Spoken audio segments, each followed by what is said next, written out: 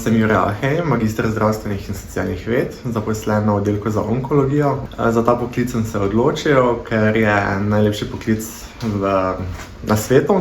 Če ga opravljaš s srcem, moraš znati pomagati ljudem v najhujših trenutkih. Moj delovni dan poteka tako, da v začetku dneva predaja službe, potem se razvrstimo po različnih deloviščih. Tu pa je naše osrčje kemoterapije oziroma oddelka za onkologijo. Potem pa odvisno od delovnega mesta za tisti dan opravljaš tiste določene naloge, za katere si zadolžen. Ta poklic mi daje neko lastno zadovoljstvo, najlepši trenutek, ko ti pacient seže v roko, ko te pogleda, ko se ti zahvali in ti reče hvala.